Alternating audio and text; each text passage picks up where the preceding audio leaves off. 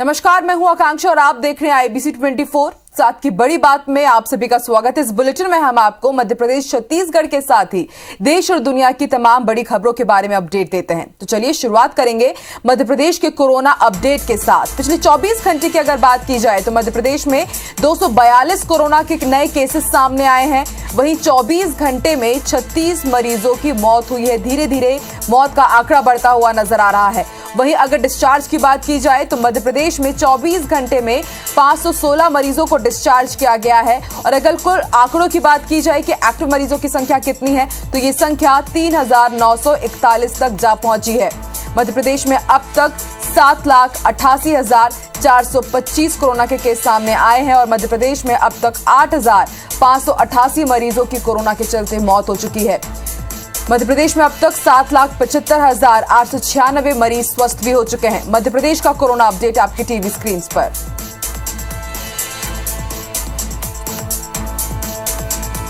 रहने वाला है, सीधे रुख करेंगे भोपाल का, बात करेंगे हमारे सहयोगी शिखिल से। शिखिल, आज दिन भर की वो कौन सी बड़ी खबरें हैं जिन पर आईबीसी 24 दिन भर नजर बना करके रखेगा? इसके अलावा बड़ी सियासी हलचल क्या रहने वाली है? देखिए, सबसे बड़ी बात तो यह है कि सीएम शिवराज सिंह चौहान की आज कैबिनेट बैठक यहाँ पर है। करीब 6 प्रमुख प्रस्ताव जहाँ पर हरी झंडी दी जाएगी, जिसमें सबसे महत्वपूर्ण बात अगर यहाँ पर की जाए तो जो नया टैरिफ दर है बिजली का, उसको लेकर यहाँ पर मंजूरी दी जाएगी। अनुदान राशि की यहाँ पर बातचीत की गई थी, उस अनुदान राशि पर मोहर आज जो शिवराज कैबिनेट की बैठक में यहाँ पर मोहर लगाई जा सकती है। इसके अलावा देखा यहाँ पर जाए तो ग्रामीण एवं पंचायत विभाग में जिस प्रकार से रिक्त पद यहाँ पर चल रहे थे, लगभग 2,500 पदों की भर्ती का जो एक सौगात है वो प्रदेश को यहाँ पर मिल सकता है। ये भर्ती जो है उनको प्रस्ताव यहाँ पर मिल सकता है, ये खोली यहाँ पर जा सकती हैं। इसके अलावा ऐसे कई महत्वपूर्ण मुद्दे हैं जिन पर प्रस्ताव यहाँ पर मोहर लगाई जा सकती है। धान की अगर बातचीत की जाए तो धान मिलिंग को लेकर जो विवाद मध्य प्रदेश में यहाँ पर चल रहा है, पूरा काम जो है वो लगभग यहाँ पर ठप्प पड़ा हुआ है धान मिलिंग का। उसे देखते हुए भी महत्वपूर्ण निर्णय यहाँ पर लिया जा सकता है और जो अनुदान राशि है उसमें इजाफा करने का निर्णय शिवराज कैबिनेट ले सकती है। इसके अलावा देखा जाए तो मध्य प्रदेश में आज से सरकारी स्कूल जो हैं वो उनका शैक्षणिक नया सत्र आज से शुरू यहाँ पर होने वाला है। टाइम टेबल इसके लिए जारी कर दिया है स्कूल शिक्षा विभाग ने। अलग अलग क्लासेस के लिए अलग अलग टाइम टेबल यहाँ पर किया गया है। सोशल मीडिया पर भी बच्चों की जो पढ़ाई है वो यहाँ पर हो सकेगी और इसके अलावा डीडी मध्य प्रदेश पर भी सरकार जो है पढ़ाई के लिए क्लासेस यहाँ पर लगाएगी। वहीं अगर देखा जाए तो आज सबसे बड़ी बात, जिस प्रकार से कोरोना संक्रमण के लगातार मरीज जो हैं वो कम लगातार मध्य प्रदेश में होते जा रहे हैं, इसे लेकर भी आज एक अहम बैठक यहाँ पर है। स्वास्थ्य विभाग के अधिकारी जिस प्रकार से लगातार जो संक्रमण कम हो रहा है उसको लेकर आज बैठक यहाँ पर करेंगे। अगर प्रदेश की बात यहाँ पर की जाए तो प्रदेश में अब जो आंकड़ा है वो 3 डिजिट में यहाँ पर आ चुका है। और राजधानी भोपाल में अगर बातचीत की जाए तो पिछले 24 घंटे में शमशान हो या कब्रिस्तान हो, एक भी मौत के लिए यहाँ पर कोरोना प्रोटोकॉल से यहाँ पर अंतिम संस्कार नहीं हुआ है। भोपाल में जो 2 लोगों की मौत कोरोना से हुई है वो भी अन्य जिलों की यहाँ पर बताई जा रही है। तो ये तमाम खबरें हैं जो आज यहाँ पर विशेष रहने वाली हैं। और सबसे बड़ी बात तो ये भी कि स्कूल शिक्षा विभाग की आज मॉनिटरिंग कमेटी की बैठक भी यहाँ पर है। जिस प्रकार से आज जो स्कूल यहाँ पर खुलने वाले हैं उन्हें लेकर चर्चा यहाँ पर की जाएगी। इंदर सिंह परमार स्कूल शिक्षा मंत्री इसकी चर्चा यहाँ पर करेंगे। वीडियो कॉन्फ्रेंसिंग के जरिए वहाँ पर बैठक होनी है। बिल्कुल शिखर, देखने वाली बात होगी शिवराज कैबिनेट की बैठक में क्या कुछ महत्वपूर्ण फैसला लिया जाता है। इसके साथ ही स्वास्थ्य विभाग की भी बैठक होने वाली है। ताजा अपडेट भी हम आपसे जरूर लेंगे। फिलहाल शुक्रिया पूरी बातचीत के लिए।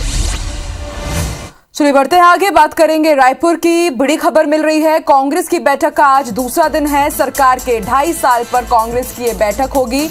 आज प्रशिक्षण शिविर का आयोजन किया जाएगा और पदाधिकारियों को बकायदा ट्रेनिंग दी जाएगी। और इस बैठक में सीएम भूपेश बघेल और पीएल पुनिया भी शामिल होंगे। 2.5 साल की जो उपलब्धियां हैं, सरकार ने जो उपलब्धियां हासिल की है उसके बारे में जानकारी दी जाएगी। आपको बता दें, कल मोहन मरकाम ने राजीव भवन में बैठक ली थी और आज ट्रेनिंग दिया जाएगा।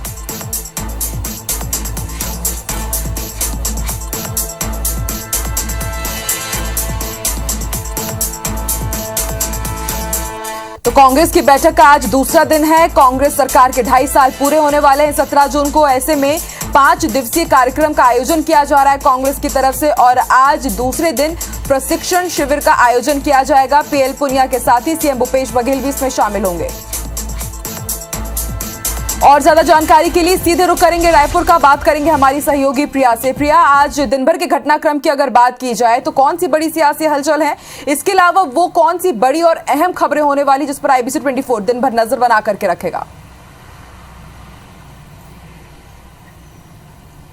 बिल्कुल आकांक्षा, अगर सियासी हलचल की बात करें तो कांग्रेस 5 दिन का अभियान चला रही है और आज इसके तहत प्रशिक्षण शिविर का आयोजन किया गया। मुख्यमंत्री भूपेश बघेल इस आयोजन में अपना व्याख्यान देंगे। इसके अलावा प्रदेश प्रभारी पीएल पुनिया इस बैठक में शामिल होने वाले हैं।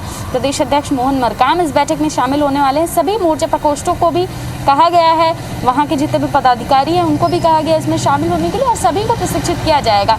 कांग्रेस अब मिशन 2023 की तैयारी कर रही है और इसकी तैयारी का ही ये 5 दिन है। इस 5 दिन में 2023 की तैयारी कर रही है और इसकी तैयारी का ही ये 5 दिन है। इस 5 दिन में अलग अलग तरीके से किस तरीके से आने वाले समय में काम करना है, इस पर बात की जा रही है। आज भी सभी मोर्चा प्रकोष्ठों को प्रशिक्षित किया जाएगा, खासकर कि वो अपने अपने क्षेत्र में अपने अपने दल में किस तरीके से काम करें।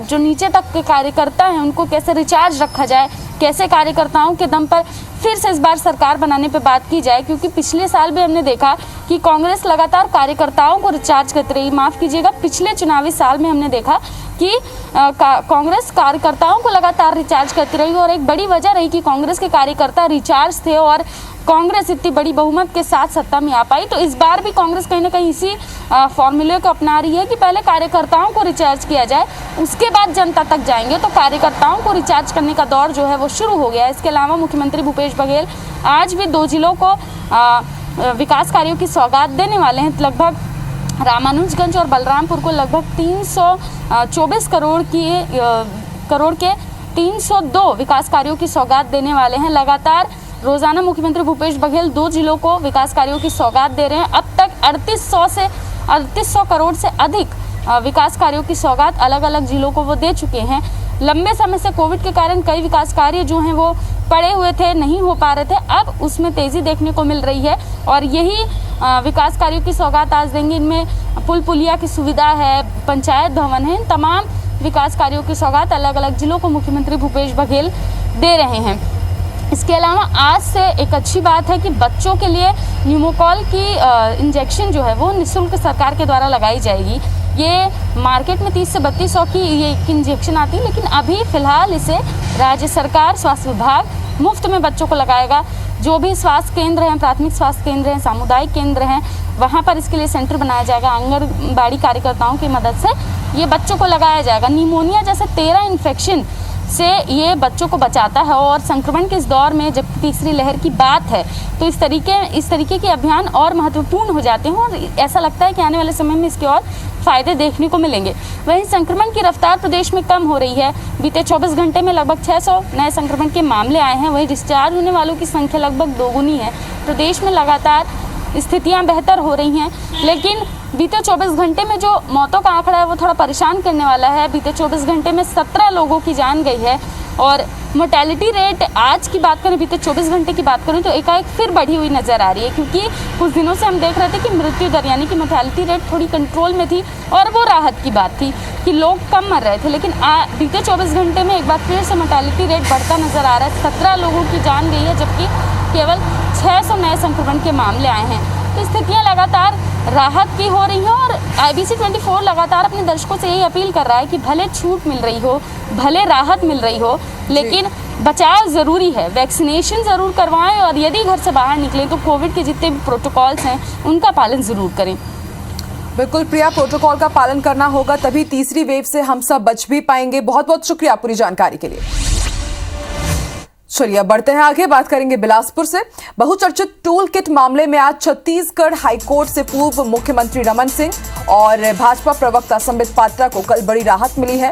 हाईकोर्ट ने दोनों के खिलाफ रायपुर के सिविल लाइन थाने में दर्ज एफआईआर पर आगामी सुनवाई तक कार्रवाई के लिए रोक लगा दी है। हालांकि ये राहत केवल अंतरिम है और मामले में दायर मूल याचिका पर 3 हफ्ते बाद दोबारा सुनवाई होगी, क्योंकि कोर्ट ने मामले में पिछली सुनवाई के दौरान राज्य सरकार को नोटिस जारी कर 3 हफ्ते के अंदर जवाब तलब भी किया था। आपको बता दें, रमन सिंह और संबित पात्रा के खिलाफ टूल किट मामले में एफआईआर दर्ज किया गया था, जिसे चुनौती देते हुए हाईकोर्ट में याचिका लगाई गई थी। देवास जिले का आगरौद ग्राम पंचायत मध्य प्रदेश का पहला ग्राम पंचायत बना है जहां 100% वैक्सीनेशन हो चुका है। यहां पर 18+ आबादी के वैक्सीनेशन का लक्ष्य भी पूरा कर लिया गया है। इस अभियान में आशा कार्यकर्ता से लेकर पटवारी, तहसीलदार सबने बेहद महत्वपूर्ण भूमिका निभाई है। एक शख्स को घर से निकालकर मोटिवेट किया गया और कुल 935 लोगों को सफलतापूर्वक वैक्सीनेट किया गया। जिला पंचायत सीईओ प्रकाश सिंह चौहान का कहना है कि देवास जिले में 100 सेशन स्टार्ट किए गए थे। 17,500 लोगों को हम टारगेट मानकर चल रहे थे, हमने इसे कंप्लीट कर दिया है।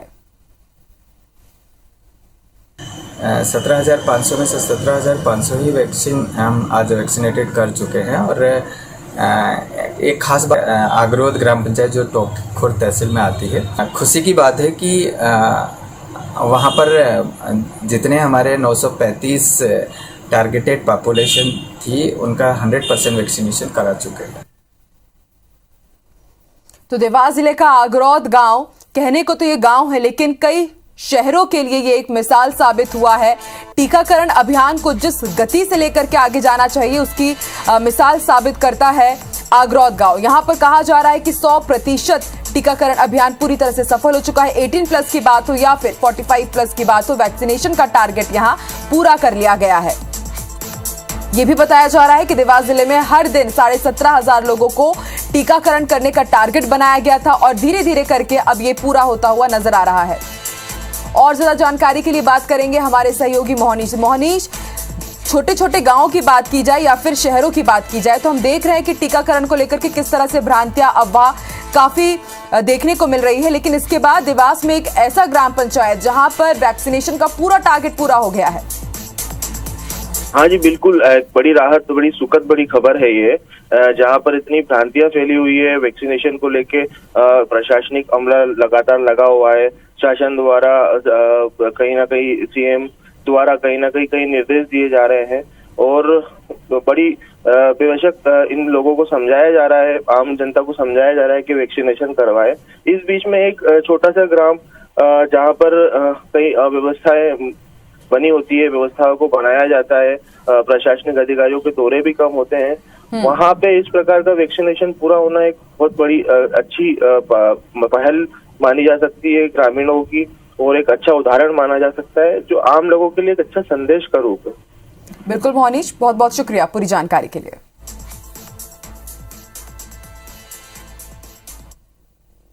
ग्वालियर के सागरताल में 33 केवी सब स्टेशन पहुंचे ऊर्जा मंत्री, वहां रखी शराब की खाली बोतलें देखकर भड़क गए। उन्होंने तत्काल एई रजनीश कुमार को कॉल कर कार्रवाई करने को कहा है। दरअसल जब ऊर्जा मंत्री सब स्टेशन का जायजा ले रहे थे, उसी दौरान उनके पैर से शराब की खाली बोतल टकरा गई। इसके बाद उन्होंने इधर उधर नजरें दौड़ाई तो ट्रांसफार्मर के आगे पीछे करीब आधा दर्जन शराब की बोतलें मिली, जिसके बाद कर्मचारियों को उन्होंने फटकार तो लगाई ही, अधिकारियों को भी कार्रवाई के निर्देश दिए हैं।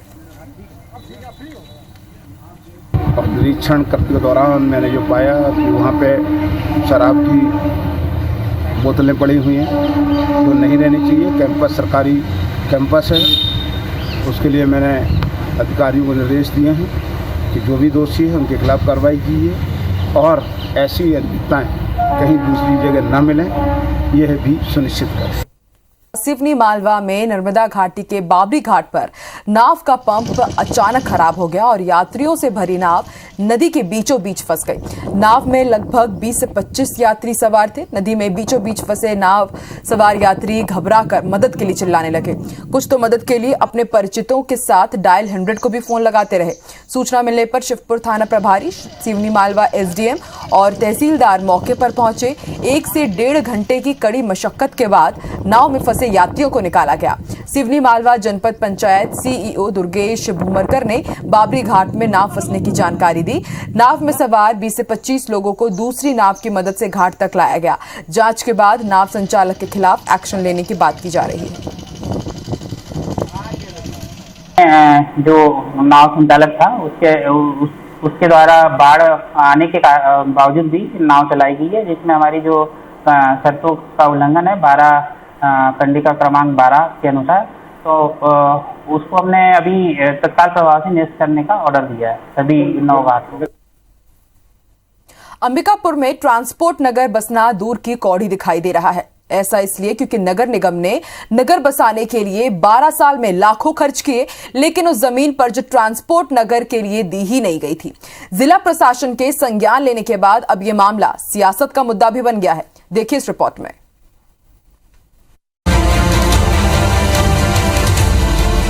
अंबिकापुर के ट्रांसपोर्टर्स को व्यवस्थित करने सरकार की तरफ से ट्रांसपोर्ट नगर बनाने की योजना करीब 12 साल पहले अंबिकापुर नगर निगम में शुरू की गई। इसके लिए पहले बनारस रोड की तरफ लाखों खर्च कर बसाने की कोशिश की गई, मगर बाद में निगम को पता चला कि वो जमीन फॉरेस्ट की है, जिसके कारण इसे बिलासपुर चौक के आगे शिफ्ट किया गया। यहाँ करीब 3 एकड़ में निगम ने करीब 60 लाख रुपए खर्च कर गुमटियां, ट्रांसफार्मर, अप्रोच सड़क का निर्माण करा दिया। मगर आपको जानकर हैरानी होगी कि यह जमीन ट्रांसपोर्ट नगर के लिए नहीं बल्कि CGMSC को आवंटित की गई है। ऐसे में कलेक्टर ने खुद संज्ञान लेते हुए यहाँ न सिर्फ अवैध कब्जा हटाया बल्कि निगम को 56 लाख रुपए शासन के खाते में जमा करने के निर्देश भी दिए हैं। भूमि है जहाँ ट्रांसपोर्ट नगर बताया जा रहा है वो ट्रांसपोर्ट नगर के रूप में अभी अलॉटेड ही नहीं है। ये पूर्व में CGMSC को अलॉटेड था और वो अलॉटमेंट भी 2017 में कैंसिल हो गया है। तो पहले ये ट्रांसपोर्ट नगर के रूप में नगर निगम को अलॉटेड होगा, उसके बाद ही इस पर किसी का सेटलमेंट किया जाना पॉसिबल होगा। नगर निगम के कारनामे को लेकर विपक्ष ने सत्ता पक्ष पर जमकर हमला बोला है। विपक्ष का साफ तौर पर आरोप है कि ट्रांसपोर्ट नगर को लेकर निगम के महापौर और अधिकारी गंभीर नहीं हैं। तभी तो न सिर्फ दूसरे की जमीन पर निगम ने निर्माण करा दिया बल्कि उसे अब तक अपने नाम पर आवंटित भी नहीं करा सकी। नगर निगम में जो लोग बैठे हैं, जो शासन प्रशासन में आज कांग्रेस के लोग हैं, इनको होश ही नहीं है कि कहाँ क्या हो रहा है। इनको नियमानुसार कार्रवाई करनी चाहिए, नियम के अनुसार बढ़ के इसको ट्रांसपोर्ट नगर में सेटल करना चाहिए, ताकि जो पूरे शहर के जो ट्रांसपोर्टर हैं, अन्य सभी लोग हैं, उनको व्यवस्थित ढंग करके उनके व्यवसाय को वहाँ बढ़ाना चाहिए। इधर महापौर भी मान रहे हैं कि गलती से जमीन CGMSC को आवंटित कर दी गई थी, मगर वो कैंसिल कर दी गई है। खैर, महापौर की यह भी दलील है कि जमीन को निगम के खाते में दर्ज कराने की प्रक्रिया जल्द ही पूरी कर ली जाएगी। स्वास्थ्य मंत्री जी महाराज साहब से भी हमने बोला है उसको दखल देने के लिए, और माननीय राजस्व मंत्री जी को भी हमने पत्र पूरे डॉक्यूमेंट के साथ में, उम्मीद करता हूं कि आजकल में वो आवंटित होके या गाइडलाइन देके वो चीज पूरी हो जाएगी। पहले दूसरे विभाग को आवंटित जमीन पर लाखों खर्च और फिर एक बार वही गलती। मतलब साफ है कि सरकार की महत्वपूर्ण योजना को लेकर अंबिकापुर नगर निगम गंभीर नजर नहीं आ रहा। ऐसे में देखना होगा कि अंबिकापुर नगर निगम आखिर कब तक ट्रांसपोर्ट नगर को बसा पाता है। अभिषेक सोनी, IBC 24, सरगुजा। चलिए, और इसी के साथ इस बुलेटिन में फिलहाल इतना ही, लेकिन जाते जाते बात करेंगे आम की। जी हाँ, यूं तो फलों के राजा आम का नाम सुनकर ही मुंह में पानी आ जाता है, लेकिन आम की कुछ खास किस्में भी होती है। और आज हम आपको एक ऐसे आम के बारे में बताने वाले हैं जिसके दाम सुनकर आपके होश उड़ जाएंगे। क्या है ये पूरा माजरा? देखिए रिपोर्ट।